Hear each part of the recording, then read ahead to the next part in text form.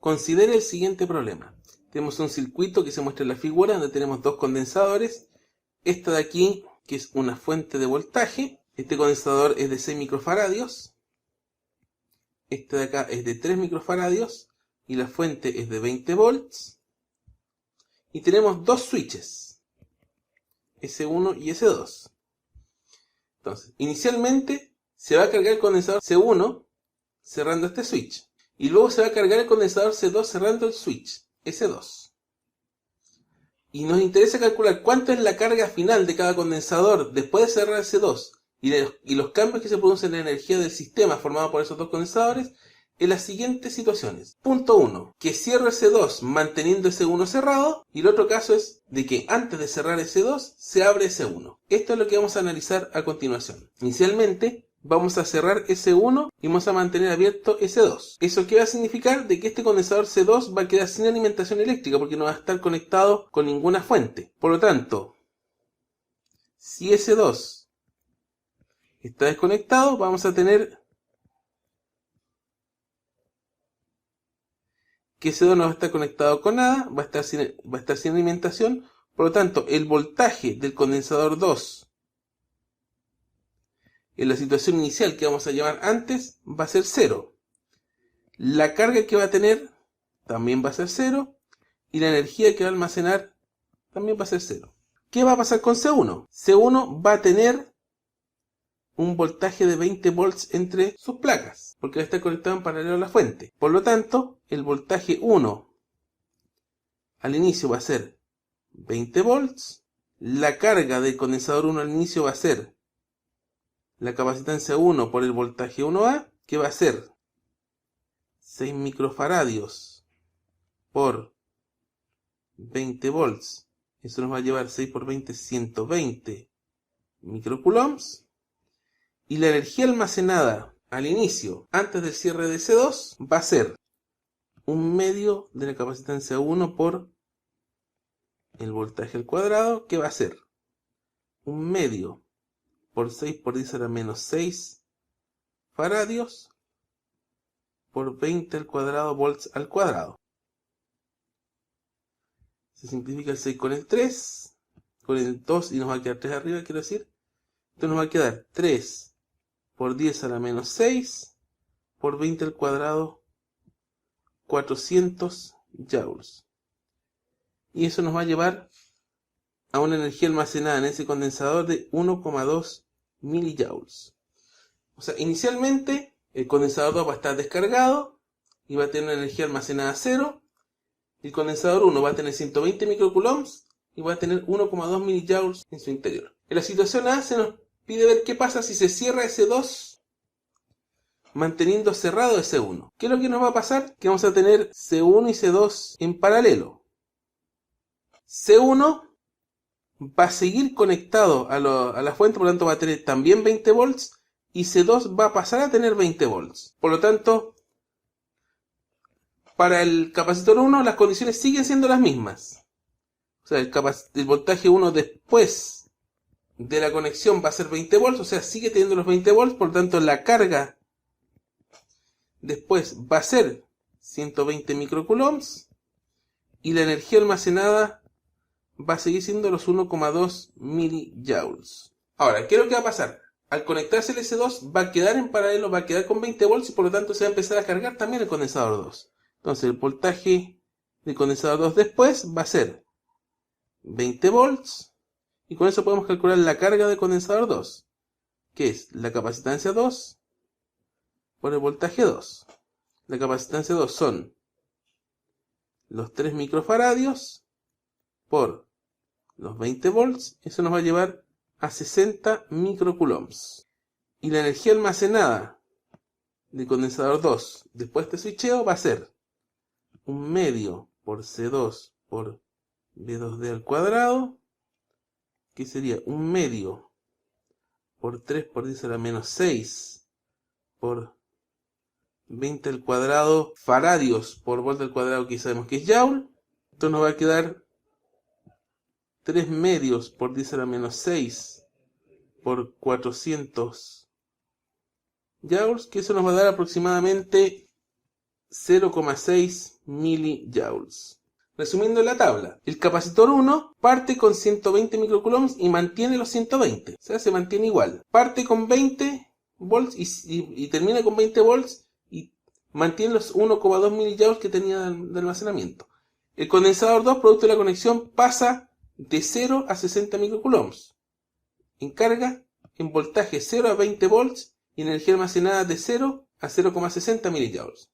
Por lo tanto, tenemos que en total, considerando el sistema formado por los dos condensadores, vamos a tener un aumento de carga total de 120 a 180 microcoulombs y un aumento de energía de 1,2 a 1,8 millijoules. O sea, aquí el cambio de energía, el cambio de carga se va a explicar exclusivamente por el ingreso al sistema del condensador 2. El caso B es en el cual, primero,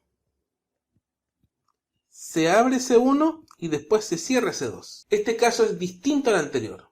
¿Por qué? Ocurre lo siguiente. Primero, esta fuente de 20 volts queda fuera del circuito. Ninguno de estos dos condensadores, por lo tanto, queda forzado a tener un voltaje de 20 volts. Segundo, vamos a tener una carga inicial aquí, que son los 120 microcoulombs, y aquí tenemos una carga cero. Estos dos condensadores van a quedar en paralelo. Por lo tanto, lo que va a tener que suceder es que este voltaje de este condensador va a tener que ser igual al voltaje de este condensador, porque están conectados en paralelo. Y para eso, estos 120 microcoulombs de acá van a tener que repartirse entre las cargas de los dos condensadores. Más específicamente, parte de estos 120 microcoulombs del condensador 1 van a tener que trasladarse al condensador 2. Por lo tanto, vamos a tener de que, por otra parte, la carga 1 del condensador 1 más la carga del condensador 2 va a tener que ser 120 microcoulombs. Los dos condensadores van a tener que tener igual voltaje. El voltaje del condensador 1 va a ser la carga 1 después dividido por la capacitancia 1, y el voltaje del condensador 2 va a ser la carga 2 después dividido en el capacitor 2. Y aquí podemos hacer algo, desarrollando más esta expresión. Carga 1 después igual al condensador 1, que sabemos que es 6 microfaradios, se iguala a la carga 2 después dividido por el condensador 2, que sabemos que es 3 microfaradios. Se van estos dos microfaradios, 6 y 3 se van 2, y nos va a quedar que la carga 1D es 2 veces la carga 2D. Entonces nos da una condición que la podemos reemplazar en la suma de las cargas, y con eso podemos encontrar la carga 2D. Carga 1D es lo mismo que la carga 2D, más la carga 2D va a ser igual a 120 microcoulombs. Esto nos va a dar 3 veces la carga 2D igual a 120 microcoulombs, de donde se deduce que la carga 2 después va a ser 120 partido en 3 microcoulombs. Vamos a tener que la carga del condensador 2 va a ser 40 microcoulombs. Y la carga del condensador 1 después de este switcheo va a ser 2 veces Q2D, que es 40 microcoulombs, y esto nos va a llevar a 80 microcoulombs. ¿Qué es lo que va a significar esto? De que de los 120 microcoulombs que había inicialmente, hay 40 microcoulombs que se trasladan del condensador 1 al condensador 2. De tal manera de lograr que los dos voltajes sean iguales. Por otra parte, podemos calcular los voltajes. Tenemos que este voltaje 1D va a ser igual al voltaje 2D, o sea, los voltajes de los dos condensadores. Podemos calcularlo como Q1D partido en C1. Q1D sabemos que es 80 microcoulombs partido por la capacitancia del condensador 1, que es 6 microfaradios. Eso nos va a dar 40 tercios de volt. Y con eso estamos en condiciones de calcular las energías almacenadas en esos condensadores después de este switcheo. Entonces la energía almacenada del condensador 1 después va a ser 1/2 de la capacitancia 1 por el voltaje 1 después al cuadrado. 1/2 de 6 por 10 a la menos 6 faradios por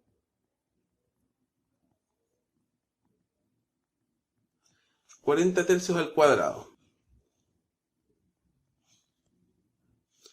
Esto nos va a quedar 3 por 10 a la menos 6 por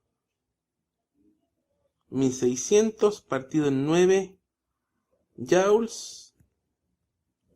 Nos va a quedar 1600 tercios por 10 a la menos 6 joules, lo que nos va a dar aproximadamente 0,53 milijoules.